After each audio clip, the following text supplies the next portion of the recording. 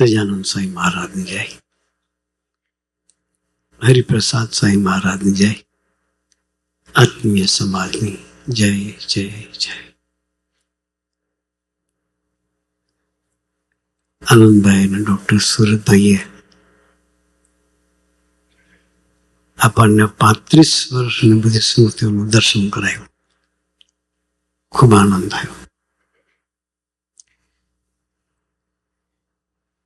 ઘણી સ્મૃતિઓમાં પાર્ટિસિપેટ થવાનું મળેલું છે, બધીમાં તો નહીં મળ્યું.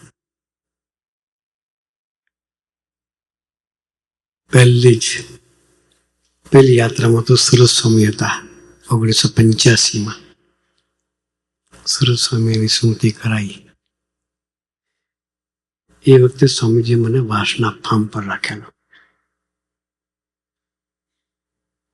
સ્વામી સાથે સુરત સ્વામી, ત્યાગ સ્વામી, અક્ષરપુર સ્વામી અને દાસ સ્વામી 4 સંતો હતા અને ગોરી સ્વામીજી. બીજા 3 હરિભક્તો હતા. એક અનિલ મુખી, જે વિરલભાઈ સાલોટ એના પિતાશ્રી, એને સુરત સ્વામી 2 સેવક, અને બાકી બધા વડીલો હતા. બરોબર. છતાં પણ સુરત સ્વામી વાત કરી કે અમે ઉઠીએ પેલા સ્વામીજી ઉઠી જતા હતા અને અમે સૂઈએ પછી સ્વામીજી ઉઠવા જતા. એ સ્મૃતિનું દર્શન સુરત સ્વામી ત્યાં ઇન્ડિયા રિપોર્ટ લખે.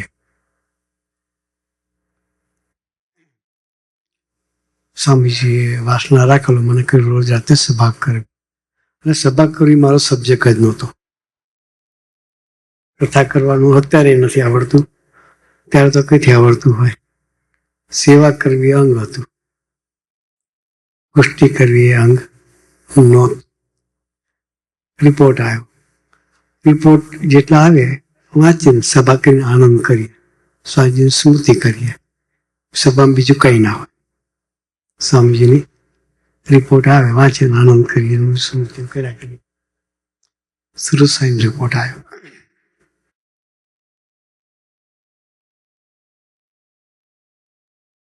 સ્વામી એ જમાનામાં ફેક્સનો જમાનો નહોતો. મોબાઈલ નામનું પ્રાણી શોધાયું નહોતું. પ્રાણી કહું છું એને, બહુ હેરાન કરે. Wild animal. મોબાઈલને શું કહેવાય? જંગલી પ્રાણી.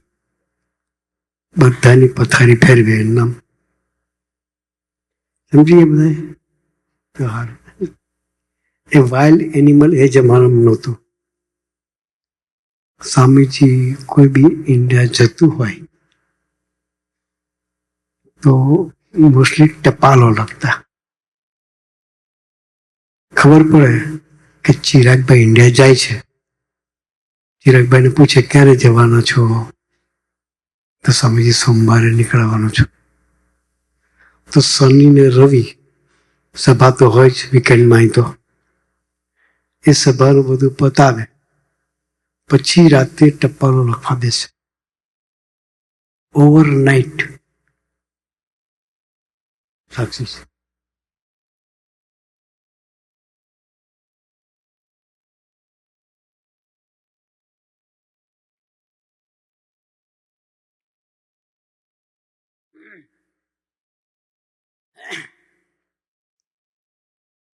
ઓવરનાઇટ સ્વામીજી ટપાલ સાથે જે સેમ હોય બધાને બિહાડ દે. સુરત સ્વામી હોય, ત્યાગ સ્વામી હોય, દાસ સ્વામી હોય, અક્ષરપુર સ્વામી હોય, બધાને લખવા બિહાડ દે. સોંપી દે કે એટલે કાગળ તમારા, એટલે તમારે લખવાના, આને તમારે લખવાના. સ્વામીજી સોંપી દીધું. એ બધા લખતા હોય. રાતના 3 વાગ્યા લખતા કેટલા વાગ્યા? રાતના 3, દિવસની વાત નહીં. પછી સુરત સ્વામીએ સેવામાં હોય એટલે સહજ કોઈ બી વ્યક્તિ પ્રાર્થના કરે. સાહેબ કે સ્વામીજી હવે 3 વાગ્યા છે, થોડો આરામ ગ્રહણ કરીશું. શું કે થોડો આરામ ગ્રહણ કરીશું. સ્વામી કે એક કાગળ લખી લો કે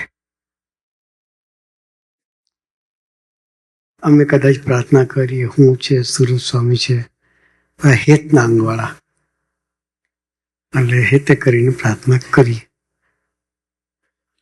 અને સ્વામી કે કાગળ લખેલ પછી ફરી હિંમત ચાલે નહીં કહેવાની, ફરી બીજી વ્યક્તિ ભી થાય એટલે ત્યાગ સંહિભા થાય. ત્યાગ સંહિનું હેતનું અંગ 80% હેતનું અંગ. એને પ્રાર્થના કરી, એક કાગળ લખી લો. બે ગયા પછી દાસ સ્વામી પ્રાર્થના કરવા બાંધ્યા. એનું બી હેતનું અંગ, મોસ્ટલી હેતનું અંગ, બુદ્ધિ તત્વ ખરું પણ વધારે પ્રીતિએ કરીને જોડાયેલ. એને પ્રાર્થના કરી, સ્વામીજી હવે 3:30 થયા છે, સવારે વહેલી થાય છે. દાસ સ્વામી પછી એની એક સખા ભાવથી બી પ્રાર્થના કરી લે કે સાંજે સવારે વહેલી થશે આપણી, તો હવે થોડા આરામને ગ્રહણ કરે. દાસ સ્વામી એક કાગળ. આ બધા તો પ્રાર્થના કરે કદાચ, સાંઈજીનું ભીડાનું દર્શન કરાવ. પણ જ્યારે અક્ષરપુરુષ સ્વામી એ સમજણથી જીવનાર માણસ, કઈ રીતે સમજણથી એવું માને કે સ્વામીજી પરાતત્ પુરુષ છે, એને ઊંઘ ના હોય, એને ખોરાક ના હોય, એને ખોરાકની જરૂર નથી, ઊંઘની જરૂર નથી, એવી સમજણથી જીવનાર પુરુષ એ 3:30 વાગે પછી એ ઊભા થયા. સ્વામીજીને પ્રાર્થના કરી કે સ્વામીજી હવે 3:30 વાગ્યા, હવે આપ પડી જાઓ. અક્ષરપુરુષ સ્વામી એ પ્રાર્થના કરે પરાકાષ્ઠી કહેવાય. એટલે સ્વામીજી કહ્યું એક કાગળ લખી લો. એની જે વાત દરેક માટે એક જ હતી, એક કાગળ લખી લેવાનું. અક્ષરપુરુષ સ્વામી કાગળ લખતા હતા, એ કાગળ એક કાગળિયું પૂરું થયું. અક્ષરપુરુષ ઊભા જ રહેલા, બીજું કાગળિયું કાઢ્યું, સેકન્ડ પેપર. એ લખવાનું સ્વામી કે દયાળુ એક કાગળ લખાઈ ગયો, આ એક લખી લો હતો. બીજો પૂરો કર્યો, ત્રીજું કાઢ્યું. ત્યારે અક્ષરપુરુષ સ્વામીથી રહેવાયું. કદાચ સુરત સ્વામી પોર્ટફોલિયો આંચકી લે તો એ વ્યાજબી વાત છે, કારણ કે એનું હેતુનું છે. પણ અક્ષરપુરુષ સ્વામી સમજણથી જીવનારા પુરુષ એ જ્યારે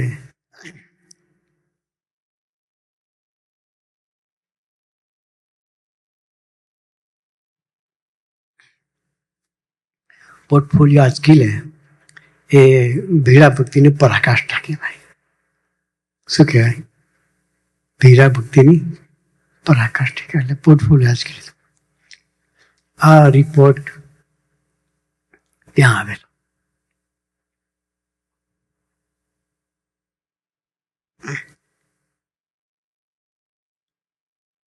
સભામાં વાંચતો હતો. આ અક્ષરપુરાની વાત સાંભળી બંધ કરીને આગળ વાંચી શકેલો નહીં.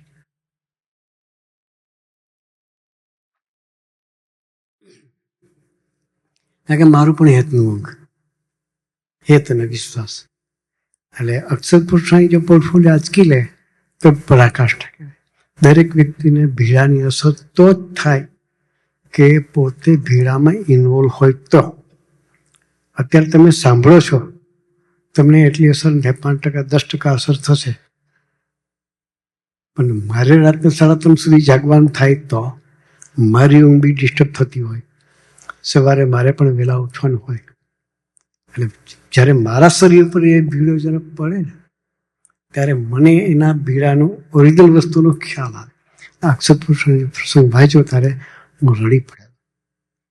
સ્વામીજીએ એવો ભીડો ખાલી 85 સાલમાં બેઠો નથી, સ્ટીલ 2019 સુધી, છેલ્લી યાત્રા સ્વામીજીને અહીં અમેરિકાની થઈ ત્યાં સુધી સ્વામીજી એવો ભીડો બેઠો છે.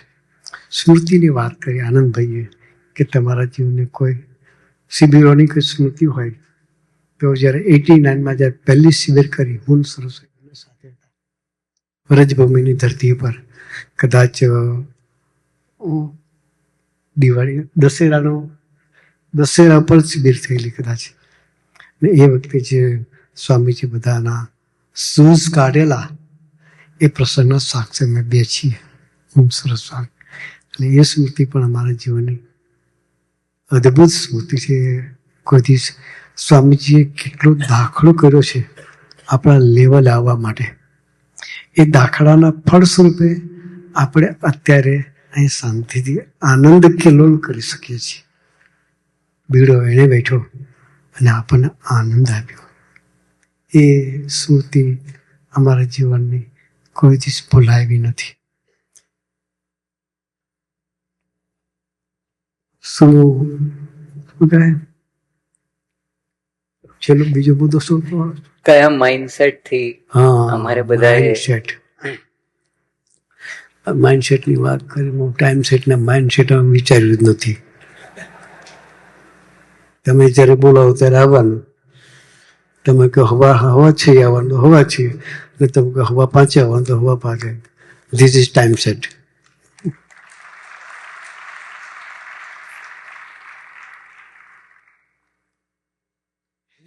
માઇન્ડસેટ તો બધા રાખવું જ પડે. ખાલી હાથે આવીને ખંખેરીને જતા રહીએ એવું ન થવું જોઈએ.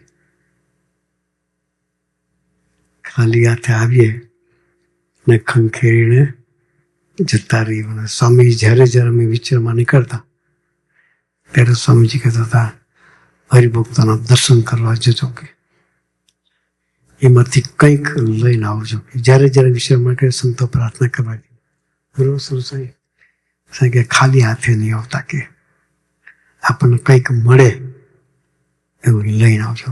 આપણને આ શિબિરમાં ઘણું મળી રહ્યું છે. એક તો જીવન જીવવાનું ભાથું મળશે. શું મળશે? જીવન જીવવાનું ભાથું મળશે. એ આપણે લઈને જવું છે. અદ્ભુત સ્મૃતિઓ મળશે. એ સ્મૃતિનું ભાથું પણ આપણે લઈને જવું છે. આખી જિંદગી વાઘોડ્યા કરીએ સ્વામીજીની સ્મૃતિઓ. અત્યારે જે દર્શન કરાવતા હતા એ જીવનું ભાથું છે. તો એ સ્મૃતિનું ભાથું છે. આપણને લેસન જે મળે એ પણ કંઈક લઈને જવું છે. એટલે ખાલી હાથે જવું નથી. એ માઇન્ડસેટ સાથે આપણે બધાએ અહીંથી જવું છે. દરેક વક્તવ્યમાં જે કંઈ આપણને જરૂરિયાત લાગે નોટ કરી લેવાનું. 1 વર્ષ સુધી એને આપણે વાગોડવું છે. ફરી જ્યારે સંતો અહીંયા આવે એનો આપણે લાભ લઈને એ જે ભાથું છે એને ફરી તાજું કરી અને આપણે એવા માઇન્ડસેટથી આપણે અહીંથી જવું છે કે હું કંઈક લેવા માટે આવ્યો છું. હું કંઈક લેવા માટે આવ્યો છું.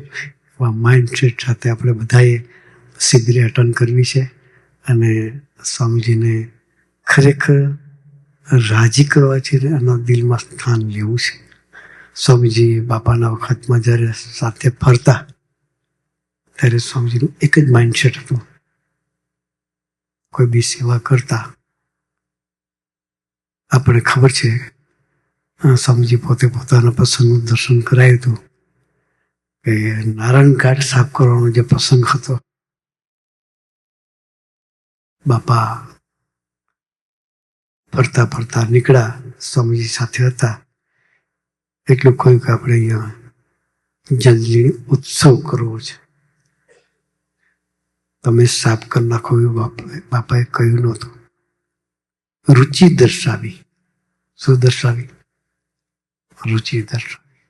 સ્વામીજીએ બાપા ત્યાંથી ગયા પછી રાતે 9 વાગે બેટરી લઈને જોવા નીકળ્યા જગ્યા ઉપર.